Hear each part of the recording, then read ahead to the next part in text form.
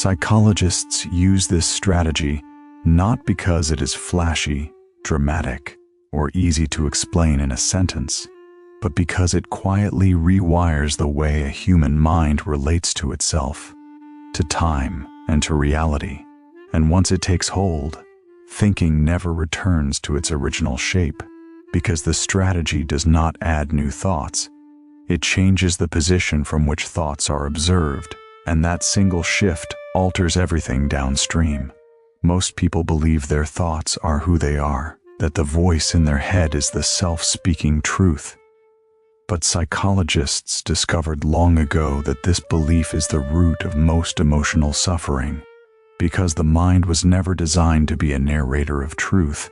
It was designed to be a survival simulator, constantly generating predictions, warnings, rehearsals, regrets, and imagined futures to keep the organism alive, not at peace. And the tragedy is that modern humans live inside this simulator as if it were a reality, reacting emotionally to mental projections the same way their ancestors reacted to physical danger, which means anxiety, shame, self-doubt, and overthinking are not personal failures, but logical outcomes of a brain doing its job too well in an environment it did not evolve for. The strategy psychologists use begins with a realization so subtle it almost feels insignificant. You are not the content of your thoughts. You are the context in which they appear. And at first this sounds poetic, even abstract, but its implications are surgical, because once the mind understands, truly understands, that thoughts are events, not commands, narratives, not facts, suggestions, not identities, the emotional grip of those thoughts weakens not through force but through distance. Imagine standing in a river and believing you are the water, fighting every current, exhausting yourself trying to control the flow, and then imagine stepping onto the riverbank and watching the water move without needing to stop it. And suddenly the same river that once threatened to drown you becomes something you can observe, understand, and even appreciate. And this is precisely what this strategy does to thinking.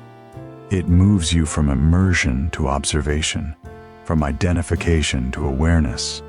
And the reason it permanently changes how you think is because it breaks the illusion that thoughts are absolute. Psychologists call this cognitive diffusion, metacognitive awareness, or observer perspective depending on the framework. But the labels do not matter as much as the shift itself, because once the mind sees its own thoughts as objects rather than truths, it cannot unsee it, the same way you cannot unlearn that a magic trick is an illusion. Once you've seen how it works, what makes this strategy so powerful is that it does not require positive thinking, belief changes, affirmations, or willpower, all of which fail under stress. It only requires noticing. And noticing is something the nervous system can do even when exhausted, because awareness does not consume energy the way control does. Consider how many lives are shaped by unexamined thoughts that repeat quietly for decades. I'm behind. I'm not enough. I missed my chance. Something is wrong with me. Thoughts that feel personal but are actually generic patterns generated by millions of human brains under similar pressures. And yet each person experiences them as uniquely true, uniquely damning, because no one taught them this strategy early enough, the ability to watch the mind without obeying it.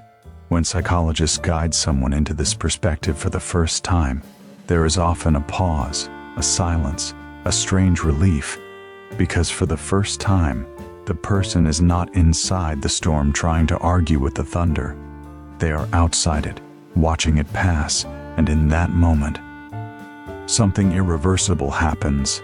The thought loses authority. This does not mean thoughts disappear. They still arrive, sometimes loudly, sometimes cruelly, but they arrive as visitors rather than rulers. And that distinction changes everything about how the brain responds emotionally. Because emotion follows interpretation, and interpretation follows identification, And when identification loosens, emotion softens. This is why people who practice this strategy often describe feeling more spacious inside, as if their inner world gained depth, as if there is finally room between stimulus and reaction, and in that room lies freedom. Not the dramatic freedom of constant happiness, but the quiet freedom of not being dragged by every mental impulse. The reason this strategy permanently changes thinking is because it reveals something unsettling and liberating. At the same time, most thoughts are not chosen. They are generated automatically based on memory, conditioning, fear, and habit. And once a person sees that they did not choose the thought, they stop blaming themselves for having it, which dissolves shame, and shame is the glue that keeps negative thinking stuck. Shame says this thought means something about who you are, while awareness says this thought is happening, and that single word, happening, changes the relationship entirely. Think about how many decisions people make while fused with their thoughts, how many opportunities they avoid, how many relationships they sabotage, how many versions of themselves they never become, not because reality stopped them, but because a thought convinced them it was unsafe, pointless, or too late, and they never questioned the authority of that voice. Psychologists know that insight alone does not heal, but perspective does, and this strategy is not about convincing the mind of anything new. It is about relocating the self to a more stable position, one that exists before thought, during thought, and after thought, a position that cannot be threatened by any single mental event. Neuroscientifically, this shift corresponds with decreased activity in the default mode network, the system responsible for self-referential rumination, and increased activation in regions associated with present moment awareness, which is why people often report feeling more grounded, less reactive, and less mentally noisy after practicing it, even though nothing externally changed. The world is the same. The problems are still there. The uncertainty remains. But the lens has shifted, and perception shapes experience more than circumstance ever could.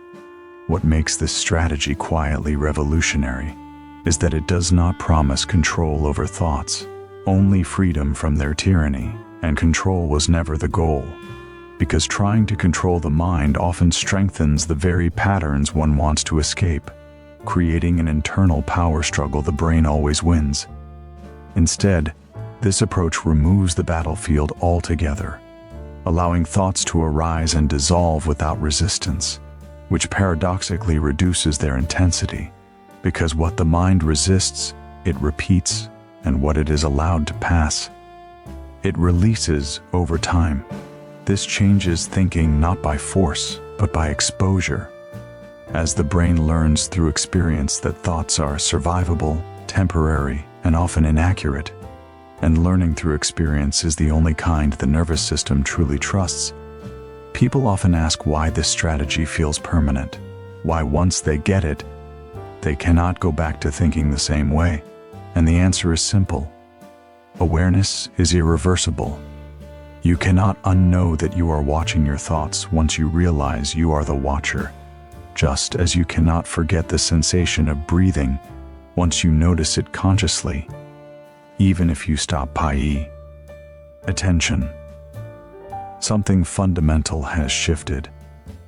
This is why psychologists return to this strategy again and again across therapies, from a CT to mindfulness-based cognitive therapy to psychodynamic insight, because regardless of the framework, helping a person step out of identification with their thoughts changes the entire trajectory of their inner life. It does not make life easy, but it makes it honest. And honesty with oneself is the beginning of psychological maturity. The strategy also reveals a deeper truth that many find unsettling at first. The mind does not need to be trusted to be useful, just as weather does not need to be trusted to be navigated. And once a person understands this, they stop asking, "Is this thought true?" and start asking, "Is this thought helpful?" Or even more radically, they stop asking anything at all and simply notice. Because not every thought requires engagement. This alone saves enormous mental energy. Energy that can then be used for creativity, presence, connection, and rest. And perhaps the most profound change this strategy creates is in how a person relates to themselves during suffering.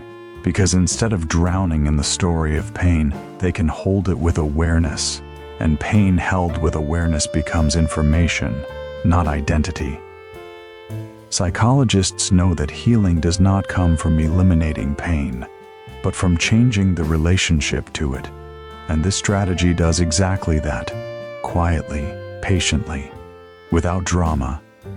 Over time, thinking becomes less compulsive, less absolute, less self-centered, not because the person is trying to improve, but because the mind no longer needs to shout to be heard. It is already being observed. And when the mind no longer needs to shout, it begins to speak more clearly, more creatively, more truthfully. The ultimate reason this strategy permanently changes how you think is because it shows you that you were never trapped in your mind, only convinced you were. And once that conviction dissolves, the cage disappears, even if the bars were never real to begin with. And from that moment on, every thought arrives in a different light, not as a verdict, but as a passing cloud. And once you see the sky behind the clouds, you never mistake the weather for the sky again.